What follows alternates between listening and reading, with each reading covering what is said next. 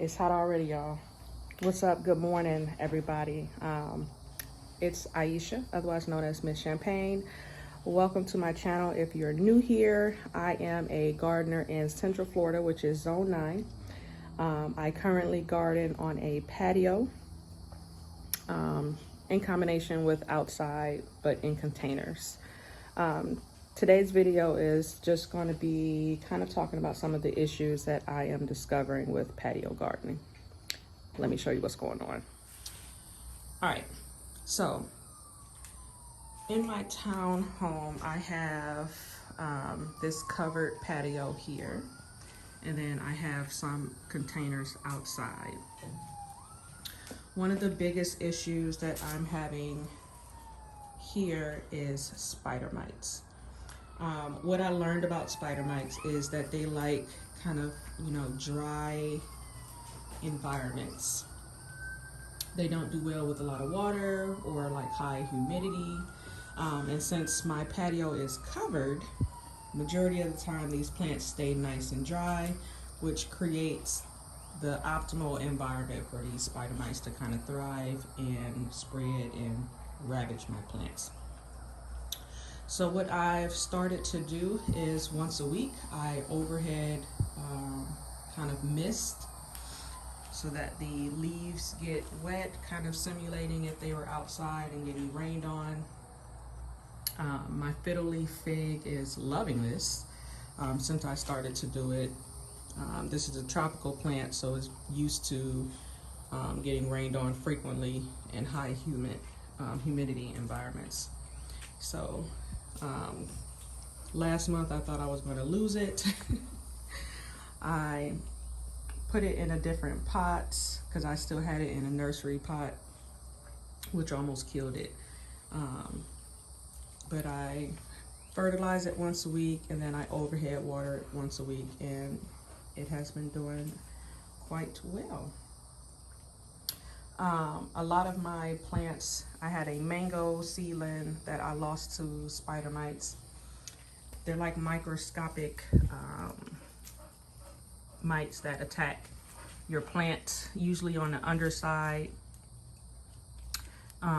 You'll see them sometimes. By the time your plant is infested, you may see webbing, which I have my nasturtium over here. If you look really close, you'll see the webbing that I'm talking about.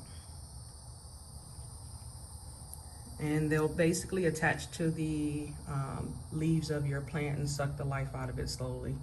And then you'll have a plant that looks like this and wonder why it suddenly died. So this is spider mite, and it's killed a lot of my plants. So I was like trying to spray with neem oil. I struggled a lot when I had my green stalk tower on the inside. It attacked my peas, my green beans were attacked. So I basically sprayed everything down with peroxide one night, removed all of my infested plants, and then put my green stalk outside. And I haven't seen any spider mites since then. This is a blueberry plant that was outside. I'm not sure what happened to it. One day it was green, and then the next day it wasn't. I think that was an issue. Something with the roots is happening here. So sometimes I get grubs. I'm not sure, but I'll probably throw the whole container away.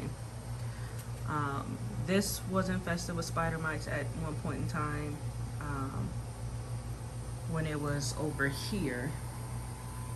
But I get a lot of cross rain when it rains really hard in this area. So hopefully we've gotten rid of a lot of the spider mites.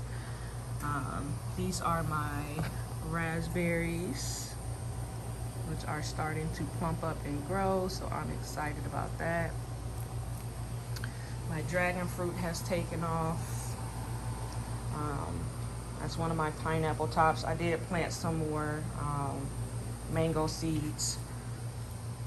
My Tommy Atkins And then a Maliko mango, I planted in that one. These are my tiger lilies that are forming their flower tops. So this is exciting. Hopefully they open up in the next week. I have lots of baby lizards in here.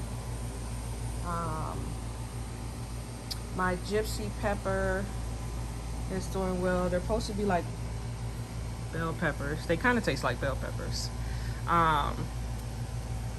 It's not a big producer. For patio gardening or container gardening, you want a pepper that's going to produce like a lot. It usually produces 1 or 2 peppers at a time. They're supposed to change color, but this is the only color that they've gotten.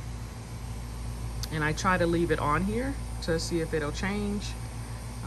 But instead it's just kind of getting this hardening. So I'll probably just take it off today anyway. I have another one up here. My shishito pepper I love. It produces so many. I have so many on here. So this I will definitely keep growing. My banana pepper, which had snapped off during a bad storm from the wind that was coming in, it literally just snapped my banana, show you guys, pepper in half right here. So instead of pulling it, I just left it and it has regrown. This is about 2 weeks worth of growth. So it is doing well. I'm excited about that. I did throw a cucumber in here. It's supposed to be a bushing variety. The last cucumbers I had in here were not a bushing variety, and they made it like all the way to the top of my patio screen and still had not started producing female flowers. So I don't have that kind of luxury to waste that kind of space. This is my lemon seedling that's doing well. Haven't had any spider mite issue with this. I know I've had spider mite issue with my rosemary a few times. These are my beet tops. They're not getting a lot of sun, only maybe 1 to 2 hours. So they grow very slow, and I don't expect any like big bulbs or any bulbs. I just pinch off the leaves every now and then and eat those in salads. But yeah, that's one of the biggest issues that I've noticed with covered patio gardening is spider mites. I'm hoping that this method of overhead watering at least once a week, first thing in the morning when the sun is coming up, creates this humid environment that the spider mites don't like and can't thrive in. Every now and then I do still spray the underside of the leaves with neem oil at night. Can't spray it during the day, otherwise I will fry or burn my leaves. So I lost one of my other plants completely to spider mites. It was infested. But I've removed some of the hydrangea leaves that I felt like were getting attacked. They started suddenly turning brown. So I sprayed the underside of these 2 nights ago to hopefully slow it down. But I do have a lot of nice bright green growth. So it's trying to hang in there. And I have some new growth coming in at the bottom. So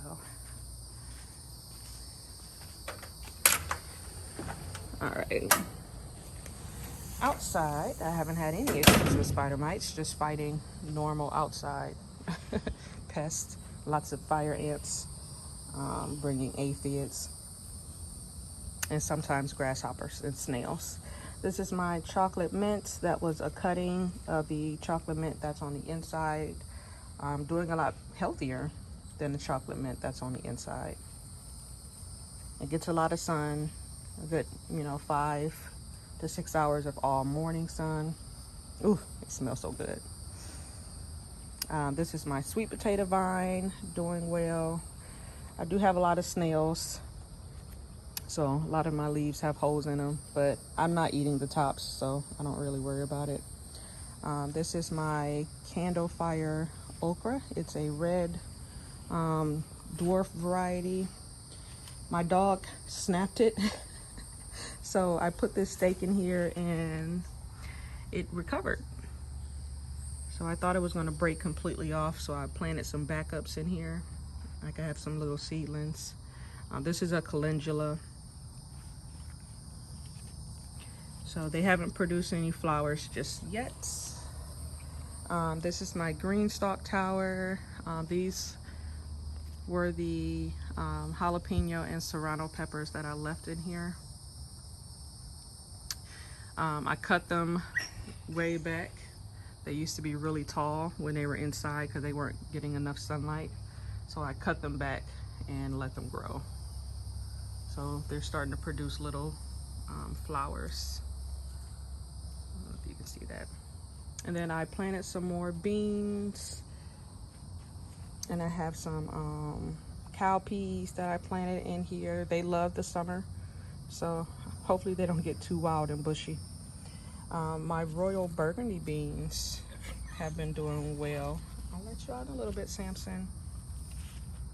I do have some beans on here that I'll be harvesting today, and I have some down there that I'll be harvesting. I did plant another round of potatoes. I have one just sprouting here. This is my Eureka pink lemon. Lots of new growth. It hasn't held on to any of its blossoms. My Meyer lemon is blossoming. It smells amazing. If you've ever grown citrus, or you know what citrus blossoms smell like, they smell really sweet. So this was one I was hoping was going to stay, but it's already turning yellow, so it'll fall off. My Heat Master tomato, I'm just trying to let these last few tomatoes ripen. Once they start to blush, I'm going to pull them off and then pull the whole plant, because it's getting way too hot for these type of tomatoes, and they're starting to fall all over my other stuff. These are my jalapeno peppers. I'll be harvesting some of these today. My serrano peppers are starting to ripen and turn red.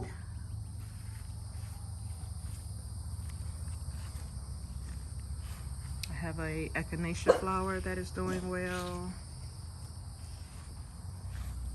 I have a marigold down there. And then this candle fire okra is producing. I have 2 on here right now. I have more calendula in the background. Calendula there. Oh, that lizard scared me. And then I have another pepper that's growing there. This was my sunflower that I topped a while ago, and it was producing new buds. I wanted to see what they would look like. So they're not nearly as big as the original. So I'll probably just prune it all back and maybe just leave the stalk. I'm not sure. I have some blue salvia, my pineapple sage,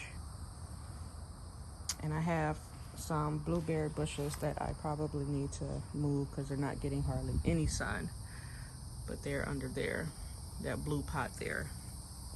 And there's a variety back there. And then this is all of my sugar cane that's growing nice and big. And then I have a Barbados cherry as well that I need to get to because it's got a weed growing in it.